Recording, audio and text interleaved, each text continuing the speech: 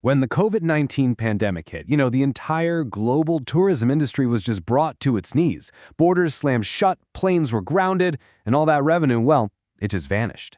Turkey was definitely no exception. But hidden inside the story of crisis is this really strange, fascinating paradox, and it challenges pretty much everything we thought we knew about surviving an economic disaster. Okay, let's get into it. So let's start with the big, scary number. In 2020, Turkey's tourism revenue completely collapsed by a staggering 65.1%. That is a loss of over $22 billion in a single year. A figure like that, it just paints a picture of absolute devastation, right? Businesses closing, jobs gone, an entire economic engine just sputtering to a halt. And right here, this is where the story gets really interesting, because while all the money was disappearing, something else was happening, something that doesn't make any sense. Instead of shrinking, the actual physical infrastructure of tourism, we're talking hotels, resorts, travel agencies, somehow kept growing. How is that even possible? Well, that's the mystery we're going to solve today. Okay, first things first. To really get our heads around this paradox, we need to understand the full scale of the decline. So let's look at the official data that shows just how deep this crisis actually was. Now, what's really telling in this data is how the pain was spread around. The ministry's own figures show that overall revenue drop was 65%, but just look at package tours, down a massive 77.5%. So you can see right away that the organized mass market part of tourism got hit the absolute hardest. Of course, accommodation and food spending saw catastrophic drops too. Basically, no corner of the industry was safe. And it wasn't just about the money. The flow of people, the actual lifeblood of tourism, it slowed to a mere trickle. We're talking visitor numbers falling by nearly 70%.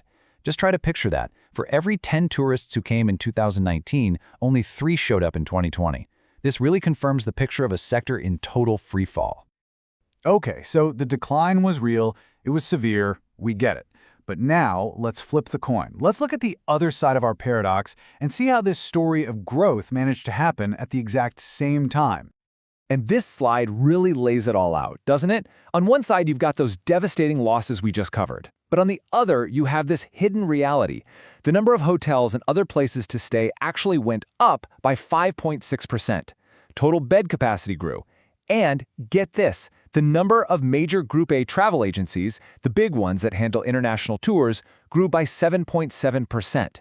So, how on earth do these two completely opposite realities exist at the same time? Well, here's the main answer. This growth wasn't some sudden burst of confidence during the pandemic. No way. Instead, these were long-term projects. We're talking hotels and resorts that had gotten their investment certificates and started construction years before anyone had even heard the word COVID.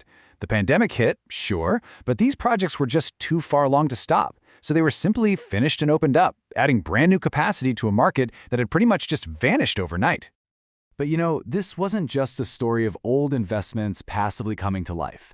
The sector didn't just sit back and take it. It fought back. It fought to build trust and to attract the few people who are actually still willing to travel.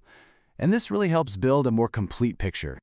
What they did was roll out this really comprehensive Safe Tourism Certification program. And this wasn't just some catchy slogan. It was a super detailed 4-part strategy. It covered the entire journey. Step 1, passenger health at the airport. Step 2, strict measures inside the hotels and restaurants. Step 3, new safety rules for transportation. And Step 4, making sure the employees themselves were safe and healthy.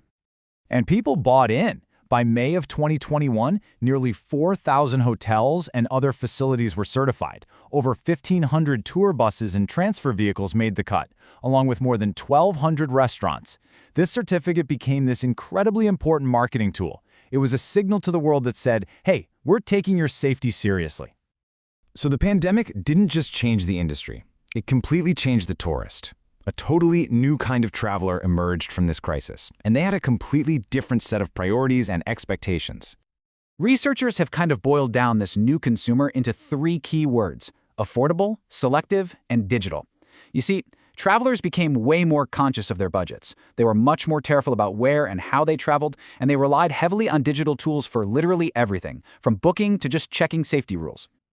So what do this new tourists care about the most? Well, personal security and hygiene, they shot right to the top of the list, often becoming even more important than the price.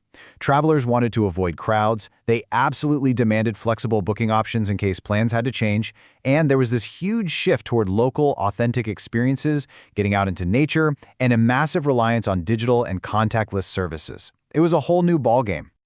All right, so what can we learn from this totally strange period of simultaneous collapse and growth? What does it really tell us about where tourism is headed? You know, the biggest takeaway is this. The pandemic acted like a giant catalyst. It didn't necessarily invent brand new trends, but it dramatically accelerated the ones that were already kind of bubbling under the surface. The move to digital, the growing interest in sustainable tourism, and the rise of a more independent, safety-first kind of traveler, all of these things were basically fast-forwarded by a decade, all in the span of a single year. And that really leaves us with a final big question to think about. I mean, the pandemic exposed some incredible fragility in the global tourism system.